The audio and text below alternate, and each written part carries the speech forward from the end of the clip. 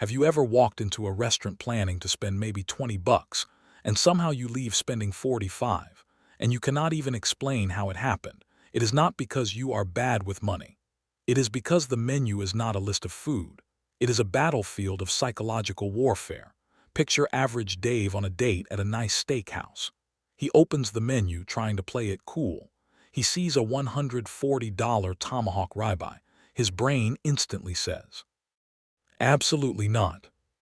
So his eyes drift down, and he lands on the $48 roasted chicken, and he thinks, "Okay, that is reasonable." He orders the chicken feeling responsible, like he just avoided the trap. Freeze that moment. Dave thinks he made a smart, frugal choice. He is wrong. The restaurant never expected Dave to buy the $140 steak. That steak is not there to be sold. It is there to make the $48 chicken look like a deal. And once you learn the tricks, you start seeing menus differently, because you are not choosing your meal. The menu is choosing it for you. Today we are decoding menu engineering. The way fonts, wording, layout, and pricing are hacking your brain to drain your wallet. Before we even look at restaurant menus, you need to understand the most powerful pricing trick in the world, the decoy effect. And the easiest place to see it is popcorn at the movies. Phase 1, 2 options. Small popcorn, $3. Large popcorn, $7. Most people buy the small, because the large feels like a ripoff. Why would I pay more than double? Now phase 2. Add a third option. Small, $3. Medium, $6.5. Large, $7. Suddenly everyone buys the large. Why? Because the medium is a decoy. It exists to make the large look like an obvious upgrade. Your brain does not evaluate prices in a vacuum, it compares. It looks for relative value. So when the medium is 6.5, the large becomes only 0.5 more. And your brain says, it would be stupid not to get the large. That is the entire game. The medium option is not there to be sold. It is there to push you to the target option. Now take that exact brain glitch and apply it to a menu. That $140 steak is the decoy. The $48 chicken is the target. The menu is not asking, "What do you want?" It is asking, "How do we steer you to the items with the best margins?" Now let's talk about the specific menu hacks that make this work. First, price anchoring. The $140 steak. The first big number you see sets the standard for everything after it. If the menu opens with 140, then 48 feels not that bad. But if the menu opened with 18, then 48 would feel insane. That is anchoring. Restaurants place a ridiculously expensive item near the top of the menu or in a featured box because it calibrates your perception. And it works even when you do not buy it. You did not buy the chicken because it was worth 48. You bought it because it was not 140. So when you see an expensive anchor item, do not just think, "I will not buy that." Think, "This is here to make everything else feel cheaper." That one sentence breaks the spell. Second, layout, the golden triangle. Menu engineers use eye-tracking research to map where humans naturally look first. A common pattern is called the golden triangle. Your eyes tend to go to the top right area first, then toward the center, then across the rest. Restaurants put high-margin items in those hot spots, not always the most expensive items, the most profitable items. High-margin items are often things like pasta, chicken dishes, certain seafood plates, appetizers, and drinks. Why? Because the raw ingredient cost can be low relative to the price, and the perceived value can be high. Meanwhile, lower-margin items, like a simple burger or a basic plate, often get buried in the dead zones of the menu where fewer eyes land first. So you are not just choosing from the menu.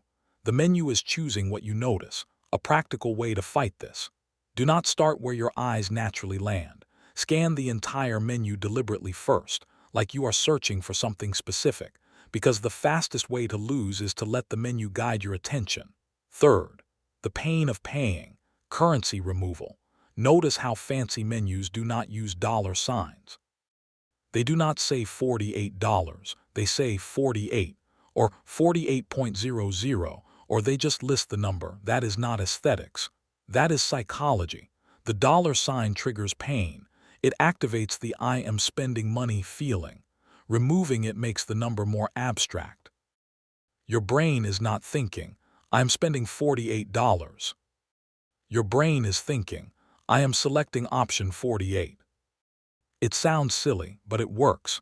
The less you feel the payment, the more you spend. So the counter is simple. Put the symbol back in your head when you see 48. Translate it as $48. You want your brain to feel the number again. Fourth, the adjective tax. Menus do not just sell food, they sell stories. Grandma's slow-roasted artisan tomatoes. Handcrafted. Farm to table. Chef's signature. Small batch.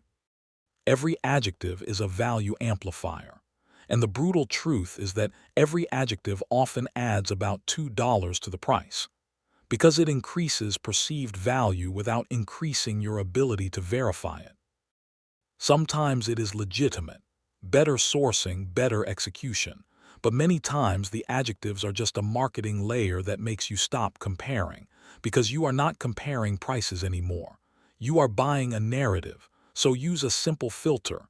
If you are ordering primarily based on adjectives, pause, ask, what is the actual thing I am paying for? Chicken is chicken. Potatoes are potatoes. If the dish is 18 without the poetry and 28 with the poetry, you just found the adjective tax. Now before we wrap up, we have to talk about the most profitable menu in the building, the wine list. Because the wine list is where people's social anxiety becomes a profit center. You do not want the cheapest bottle, because you think you look cheap. You do not want the most expensive bottle, because you think you look like you are trying too hard. So most people order the second cheapest. It feels safe. It feels normal. It feels like the smart compromise. Restaurants know this. So they engineer the wine list so the second cheapest bottle often has one of the highest markup percentages. Not necessarily the highest price. The highest markup, because it is the bottle that gets ordered the most reliably by people trying to look reasonable. It is sometimes called the sucker's choice. If you want a simple alternative, decide what you want before you look at the wine list: red or white, light or bold, dry or sweet. Then pick based on taste and a price cap you set in your head, not based on social signaling. Because wine list spending is often not about wine. It is about not wanting to feel judged, and restaurants profit from that fear. Now let's put it all together. The anchor makes high prices look normal. The decoy makes you upsell yourself. The golden triangle directs your eyes to the most profitable choices. Currency removal reduces the pain of paying. Adjectives inflate perceived value and stop comparisons. And the wine list uses social pressure to push you toward engineered, safe choices with huge markup. So how do you win? You do not need to become the person who never enjoys a meal. You just need a process that stops the menu from driving. First, set a number before you open the menu, a cap, even if it is loose. Second, scan the entire menu before you decide. Do not let the top right corner pick for you. Third, translate prices into real money in your head. Put the dollar sign back. Fourth, order what you actually want to eat, not what the layout tells you is a good deal. Because a menu is an advertisement, not a list, and ordering what you genuinely want is often cheaper than getting manipulated into ordering what they want you to want. So next time you feel that moment, where you plan to spend 20 and you are about to spend 50, do not blame yourself. Recognize the battlefield and remember, you are not bad with money. You were just unarmed. Now you are armed. Next time you see that ridiculous anchor price, or that suspicious medium option, or a menu with no dollar signs, you will know exactly what is happening. If you want more breakdowns like this, subscribe and tell me in the comments, what gets you more? Menus that push expensive entrees, the wine list, or the appetizers that magically appear at the top of every page?